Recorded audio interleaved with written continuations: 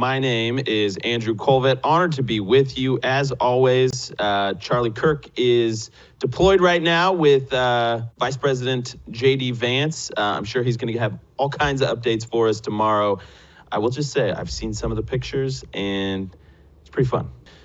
Want to welcome Josh Hammer onto the show next. He's a senior editor at large at Newsweek, host of the Josh Hammer Show. Josh, welcome to the Charlie Kirk Show. How you doing? Andrew, I'm doing great, my friend. It is morning in America, as a famous man once said about 4.5 decades ago, and it's really great to be back on the Charlie Kirk Show with you, my good friend Andrew Colvett. Yeah, absolutely, Josh. I'm so glad to have you. There's just so much to discuss, but the real impetus for this was your op-ed in Newsweek, and I thought it was a really, really fun title for an op-ed. First of all, the Cold Civil War is over. We won. Now, Josh, I want you to make your argument here, but I just want to say I'm not popping champagne just yet. There's a lot of work to do, but I think the premise of your article holds. Why do you say we won the Cold Civil War? What is the Cold Civil War? Make your case. Andrew, let me first say that the fact that the enemy is slayed, at least for the time being, I agree, does not necessarily mean that it will not one day, God forbid, possibly rise like a phoenix from the ashes to create more chaos and mayhem and to sow the seeds of discourse here in America. So while I am definitely celebrating, I agree that we should not rest on our laurels. It is definitely time to keep the momentum going. But the reason that I picked this very fun title, I'm glad you agree with me, I thought it was a very fun title as well, is that what we've seen thus far in the opening week or so of this second Donald Trump administration is the most transformative cultural paradigm shifting moment that I think we've seen probably in our lifetimes. And basically in the column, Andrew, I take a step back. Barack Obama declared war on America. He declared war on America and instituted our modern American Civil War, our roiling cold Civil War. This happened because Barack Obama basically said that he was doing it. He famously said in February 2008 that he sought to fundamentally transform America, and one does not seek to fundamentally transform that which he loves or seeks to conserve. And we saw this time and time again throughout the Obama presidency, whether it came to Obamacare, the largest entitlement since Lyndon Johnson's Great Society, when it came to the issue of beating up on cops, of exacerbating racial relations, of having Eric Holder, his attorney general, use so-called disparate impact theory. That was kind of the predecessor to Ibram X. Kendi and anti-racism, whether it was all the foreign policy nonsense with the Iran deal. Barack Obama tried time and time again to declare war on the half America that he infamously called bitter clingers, that Hillary Clinton in 2016 referred to as deplorables. And that civil war was stopped for 4 years by the Donald Trump administration, or at least 3.5 years or so, until George Floyd met Derek Chauvin in Minneapolis, Minnesota. And we all saw what happened from there, the riots of the summer of 2020 in there. And then we got peak woke. The past 4 years prior to Donald Trump getting back in the Oval Office, the Joe Biden presidency, this was peak woke, Andrew, peak woke. He literally chose a vice president of the United States, Kamala Harris, because she was a quote unquote woman of color. He literally chose his one justice on the United States Supreme Court, Ketanji Brown Jackson, because she is a quote unquote woman of color. Time and time again, as folks like Chris Rufo have reported, they weaponize all of the various instrumentalities of the American administrative state and executive branch to implement so-called DEI, to overtly discriminate against white people, against Christians, Jews, Asians, in favor of blacks, Hispanics, and so forth there. And just basically everything that we saw over the past 4 years, this was the moment that woke reached, I think, its apotheosis. It's been slayed. It's been slayed because Donald Trump, Andrew, adopted a mentality, to go back to the Morning in America line that I was saying a few minutes ago. He adopted an old Reaganite mantra. And what Ronald Reagan famously said when he was asked for his approach to the Cold War, and he came into power in 1980, coming off the 1970s, you had differing opinions in the 1970s. There was Henry Kissinger and détente. There was kind of the Cold War hawks back then.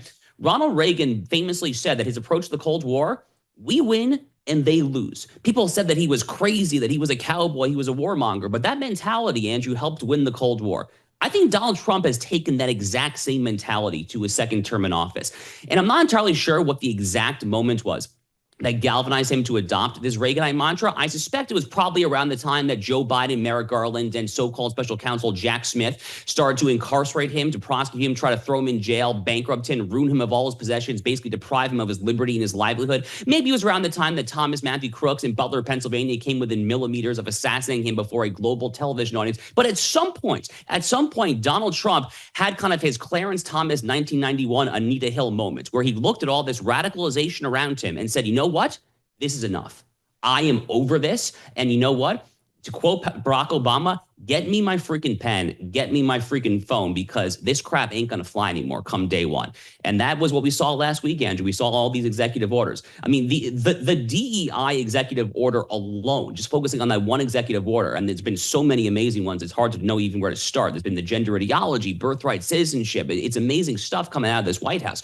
But just the DEI executive order, it doesn't just get rid of DEI in the executive branch. It actually goes way past that. It instructs the Attorney General and the Secretary of Education, the whole cabinet, to enforce Title VI and to interpret the Supreme Court's affirmative action case, Students for Fair Admissions, so as to effectively ban DEI in any taxpayer support institution in America. This is the kind of stuff that wins culture wars overnight. So again, let's not rest on our laurels. I understand, like, constant vigilance, and let's keep our foot on the gas pedal and keep on plowing full speed ahead. But for now, what we have seen is the stuff of legends, frankly. It kind of reminds me, as I said in the column, I remember when I was a kid learning about how the English took over what was then called New Amsterdam, and then they renamed it New York City from Peter Stuyvesant to the Dutch in the 1600s. They famously took it over without firing a single shot, because it was just a pure, unmitigated demonstration of force. And the enemy yielded at that demonstration of force. That's very much how I view what happened over this past week.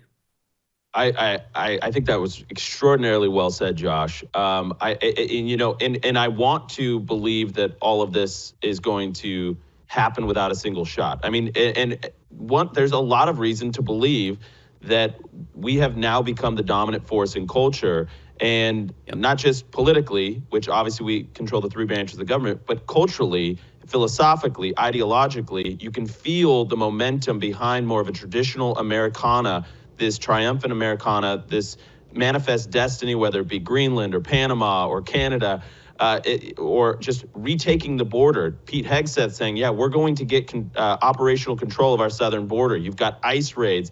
We are, from a PR standpoint, this administration is doing a fantastic job projecting strength to the world. You saw this with Colombia and the little tiff that happened over the weekend, how quickly that was resolved, and on and on it goes.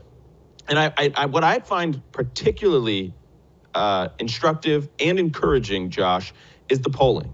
You've got Harry Enton at CNN going on in front of, Casey Hunt or whatever the host is, going like, hey, these numbers are extraordinary. And just for our audience's sake, consider this. Donald Trump is the only president in the history of the country that has a higher approval rating at the start of his second term than he ever did in his first term. A majority of all Americans support deportation of all, not some, not the worst first, which obviously Tom Homan, budget constraints, manpower constraints, is starting with the worst first, but a majority, a clear majority across like 5 different polls say that Americans support deporting all illegals. This is a phenomenal showing, and it shows, Josh, that the Main Street America, average America, is seeing the changes already, are seeing the momentum shift, and American malaise is out. America's self-constraint is out. And so I do want to be really, really encouraged by this. There's a part of me that just, I think can't get over the trauma of 2020 or 2022 and won't quite believe it. But Josh, do you think this has staying power? Do you think we are at the beginning of an 12-year run? I do. I absolutely do. I think that J.D. Vance as Vice President of the United States is kind of the natural heir to the throne, and we'll obviously have that debate, I presume, in the year 2028. But God willing, the next 4 years will go well, and J.D., who is literally only 40 years old, is kind of the logical successor there. And that's part of the reasons that Donald Trump tapped J.D. Vance in the first place, right? And because he's making a long-term play here. I mean, look at his cabinet picks. I mean, you mentioned Pete Hegseth. Pete Hegseth is what, 44, 45 years old? I mean, so many of these cabinet picks are very, very young people. This is a movement, Andrew. And what's so fascinating is that MAGA, America First, just being on the right of center right now in America, more generally speaking, this is cool. I mean, this is kind of the anti-establishment mentality, the same way that Barack Obama was considered irreverent. And back in the 1960s, all the quote unquote self-professed cool kids, were burning down college campuses, the Vietnam War, all that stuff. MAGA is basically that today. I mean, this is kind of the middle finger to the establishment. The Democratic Party is a rotting carcass. It is filled with octogenarians, septuagenarians, people who are literally 2 to 3 decades past their prime. Joe Biden's obviously a perfect encapsulation of that there. And the Republican Party is filled with young, up-and-coming people who have an inherent love of their country there. And that's being reflected in the popular culture. Look at all the people in these NFL playoffs and the college football playoffs who are doing the Trump dance in the end zone after getting a touchdown. Carrie Underwood going a cappella at the inaugural address there. That was amazing. So many cultural moments. Yeah. And these big tech oligarchs, I mean, just on and on. All right, everybody. I want to show you something here. Go ahead and throw up this image. This is Charlie just casually hanging out with the VP.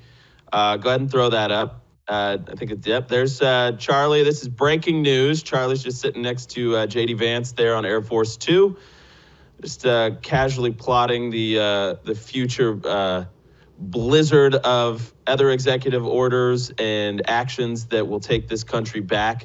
Our movement is ascendant, folks. To the conversation that we were having with Josh, we're going to bring him back when we have Radio Rejoin in just a second.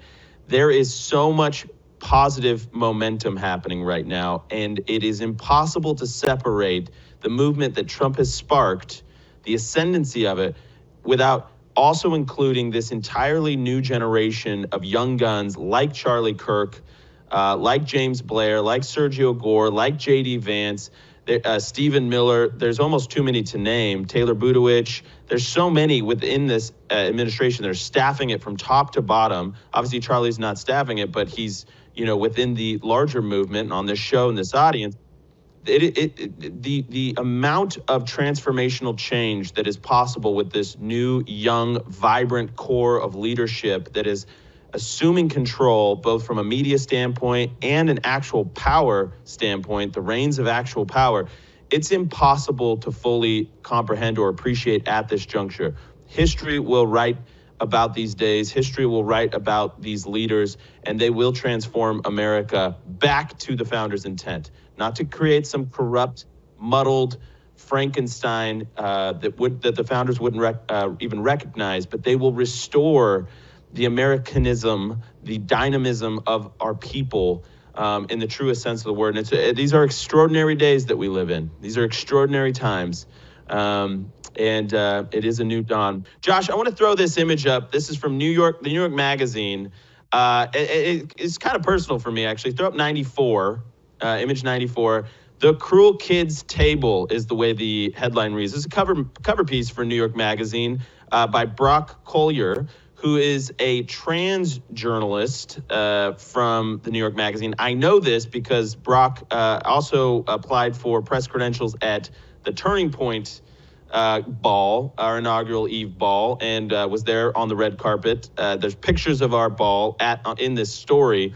But the pushback is hilarious about this piece. But I think it's an interesting, and even the journalist in this piece, Josh, admits that we're winning, that we are culturally ascendant, that we are now dominating realms of culture that would have been hard to fathom just a few years ago. And I believe that they've cropped this picture to make it look more racist, like it's only white kids or something. There's a whole bunch of that going on here. But it's like, Josh, take this picture as just one instance. It's a bunch of young, successful, happy kids drinking at a trendy cocktail party. I guess if that's like cruel, celebrating the dawn of a new administration, a new America, I guess, cry harder, libs, as my, instant reaction. What do you make of this? And what does this tell us? Well, first of all, Andrew, I'm pretty sure they did do exactly that which you said they did, which that they cropped out this photo, they edited it, they photoshopped it to make it look just more monolithically white than it is there. But, I think a normal American looks at this photo, whether it's been photoshopped or cropped or edited or not, and says, oh, wow, these are a bunch of like pretty good-looking young people having a great time. They're dressed nicely there. They're clanking their glasses. They're saying cheers there. I'm sorry, I'm not seeing anything wrong with this picture, Andrew. I'm simply just not seeing anything. And I think what kind of the broader point is getting at here, this is a point that I've made actually for a few years now. I think this is part of the left's war on fun. I actually literally call it the war on fun. You know, whether it's trying to call you a scold for driving in a gas guzzling pickup truck or an SUV, whether they're calling you a bad person for wanting to have numerous kids, you know, that whole be fruitful and multiply thing right there from the book of Genesis. God forbid you actually take God at his word and have 3, 4, 5, you know, God knows how many children who are going to consume oxygen and spit out carbon dioxide. You know, you're a very, very bad person. Like they definitely hate that, Andrew. You know, God forbid you actually teach your children about religion, about the Bible, about the things that actually built this country, about the founding fathers, about the Constitutional Convention. You can't have any of that either there. I mean, the left has become just these pearl-clutching bunch of overtly faux moralistic prima donnas. That's basically what they become there. And they hate looking at anyone who is more successful than them. That obviously gets back to kind of the roots of socialism and Marxism, is this whole idea of envy and class envy and individual envy. That's definitely part of this as well there. But they're just fundamentally just a bunch of just of ragtag. And frankly, Andrew, if I'm just being very blunt for a second here, you know, I was looking at this rally on the eve of the inauguration, the left-wing rally there with kind of those pink hats, whatever, the Women's March stuff there on the National Mall. Bunch of ugly people. I mean, I'm probably going to get in trouble for saying that there, but like these are just typically, obviously there are exceptions, but a bunch of like very ugly people, honestly. Josh, I mean, think about it, you know, and I think Matt Walsh made this point on Twitter. We like Matt a lot, and he had a great role to play in, you know, just that his film and so many other things. But what reads as left wing now, besides like a bunch of purple-haired, you know, nose-piercing, you know, many obese or at least overweight young people screaming about some injustice that they've invented in a college laboratory. I mean, literally, if young kids having fun, if young kids, you know, wearing a flannel and in the country, you know, listening to country music, whatever. I mean, we are the fun movement, and it's a very fascinating point, Josh. And I'll throw it back to you for 30 seconds to react. You know, it seemed like in 2008, this cultural ascendancy of the left promised all of these things, but failed to deliver. Instead, it delivered this dystopian, puritanical scolding, you know, from the left about these invented injustices. And this movement, I believe, can actually deliver on the promise of lifting everybody and having fun. Final reaction, Josh Hammer.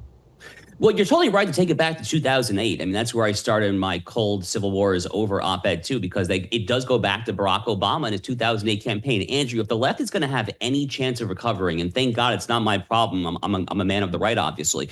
But if the left is going to have any chance of recovering here, Andrew, they have to disavow the entirety of the Barack Obama legacy and his post-presidential legacy. They need to go back to the old Democratic Party of Bill Clinton and his predecessors who, whatever their flaws were, they were focused on bread and butter issues, not this woke crap. I agree. Josh Hammer, good man. Follow him, follow his stuff.